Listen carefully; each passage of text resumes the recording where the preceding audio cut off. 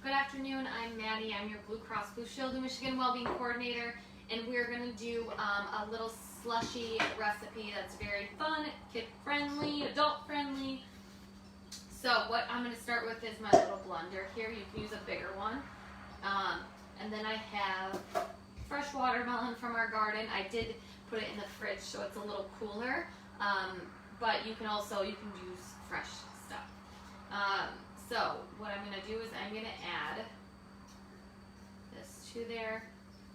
This has seeds, and I'm actually just going to blend the seeds up in there. You don't have to use seedless, of course. So just kind of filling it. You can use about 4 cups if you have a bigger blender. For this, I'm just filling it up. This is about 2 cups, so half that amount in there. So I'm going to add that, and then I'm going to add my ice cubes to there. Doesn't matter if you squish it down because it's already going to get blended. So I'm going to add my ice cubes to here. Now you probably want 10 of those. I'm going to first blend this up, and then I'm going to add more to it once it gets turned a little more into a slushie. So you can add 4 cups in a bigger blender plus 10 ice cubes, and then you're just going to blend it up really quick.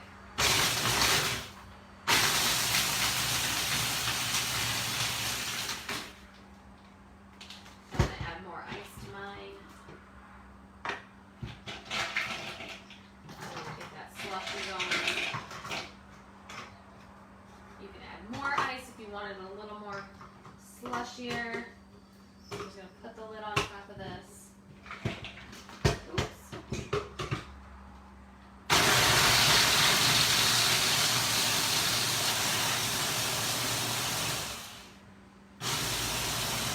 Awesome. Now if you don't want the seeds in there, you can use a strainer to pour it out.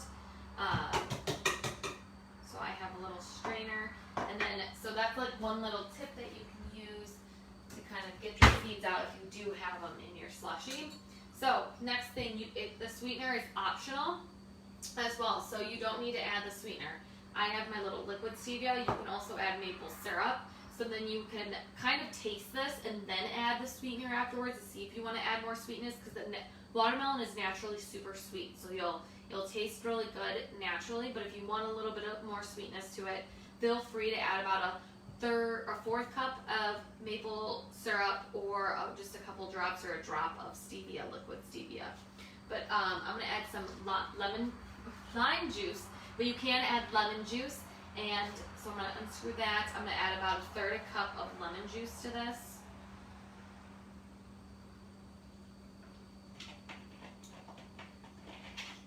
Put the lid back on. I'm not going to sweeten mine, but you would add just a couple drops of that, and then I'm going to blend it.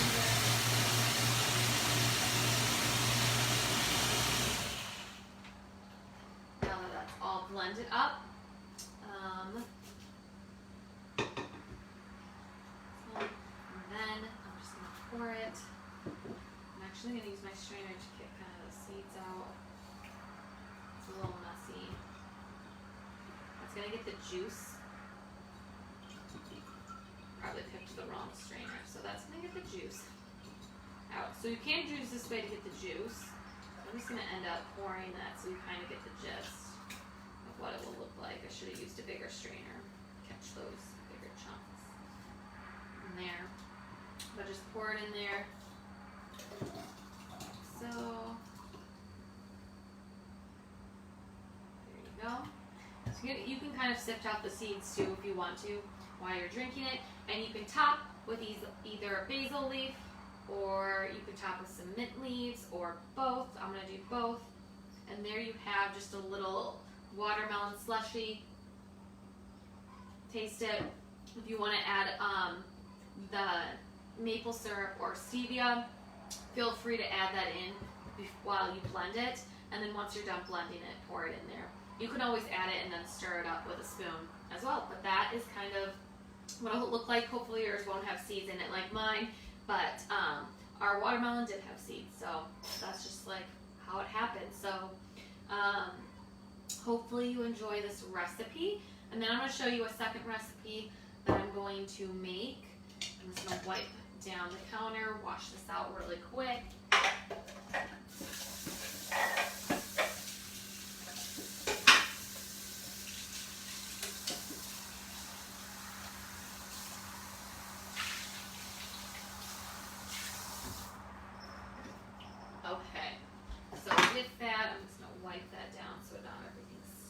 move it. Okay. So for this recipe, this is that when I was telling you about to add to your peach cobbler, and it tastes delicious with it, or your peach crisp, or whatever crisp you want to make.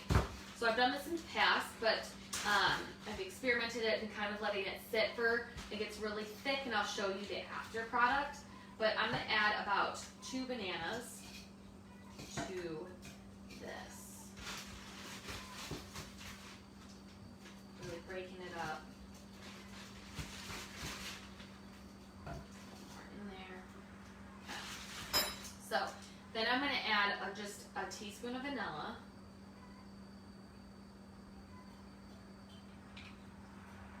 And then I'm going to add just a hint of, and you can always add more, but I want it to be super thick. So what I'm going to add is about, and mine has a little, you can always look on the side instead of using like an actual measuring cup. Mine has little measurings on it, but I'm going to add a little less than half a cup, about 1/4 a cup. Okay, so a 1/4 cup of coconut milk. You can use regular milk too if you want. Coconut milk, I would use that over almond milk or hemp milk or anything, because it's gonna make it super creamy like ice cream, and it's thicker, so it has that consistency in it. So that is why I would use that over those, or just use regular milk or heavy whipping cream. So I'm gonna put the top on. We stacked it too hard. There we go. Just gonna press down on it. Okay. Got that all made. Blend it up. Get it all super blended, pulse it.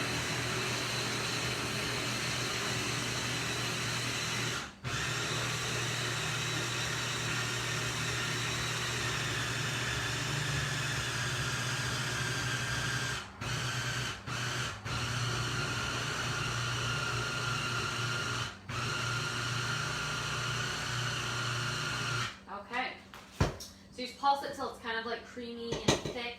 So I'm going to take that off. I'm going to put it into a bowl. I'm going to take my little, so you can kind of see how thick it is. It's kind of like that ice cream consistency.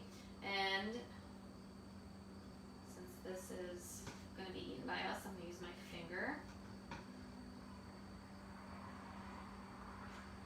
I'm going to wipe off the blade. Get it all. So then I'm going to take it, scoop it out, put it into this bowl.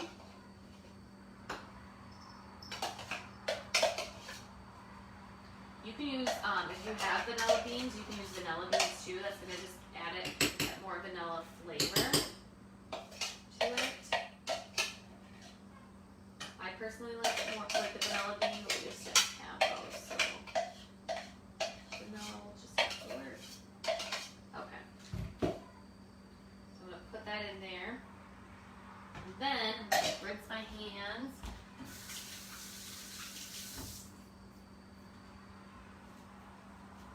So I'm going to cover this so it doesn't get frostbite. So you can cover it with plastic, you can cover it with tin foil. I'm going to show you kind of what I cover mine with. So this is just a little pot holder, not holder, but a pot cover. So I usually just put that over it. So that kind of prevents it from frostbite. So we've already taken a couple scoops out of this just to test it out, and with our peach cobbler. And so this is kind of what it looks like when the consistency, I'll scoop it and kind of show you kind of, it gets that, you can let it sit out for a little bit so it's a little more scoopable, but the longer you let it sit in the freezer, the harder it's going to get. So I let it sit in there for about a couple hours, and then it gets that like thicker, nice creamy consistency, but this is after it's been sitting for about a day. You can see that when you scoop into it, it kind of scoops like ice cream, and if you let it sit out for a little longer, it will get nice and soft and a little easier to scoop. So this is about a day of what it looks like. Whoops, kind of flipped it. So it's that nice like consistency with warm cobbler. It might melt a little more and be a little like creamier, but 2 hours is probably the max. I would let it sit in there if you want to eat it right away. other than that. And then if you want to store it in a container, you can put it in a freezer container that you can kind of keep it in there, and then use it whenever you want. If you want to make a huge batch and just kind of scoop it out, add it for dessert, add it to a cobbler, add it to a pie, whatever you want to do. But it's super simple, super quick, a little thing to do. The only thing is just waiting those 2 hours. So I'm going to put that in the freezer. And then other than that, these are just, you had a couple frozen bananas, added 2 frozen bananas to that. And this will serve a good, like 2 people, 3 people. So based on your family size or how much you want to make, that's going to kind of be the serving size just based on how much everybody wants. So if you have any questions, please comment below. But 2 super quick, easy recipes, and they're healthy, packed with lots of nutrients. They're both going to be refreshing on this hot weather that we're having. So hopefully you enjoy. Thanks for joining me today, and have a beautiful day. Thanks.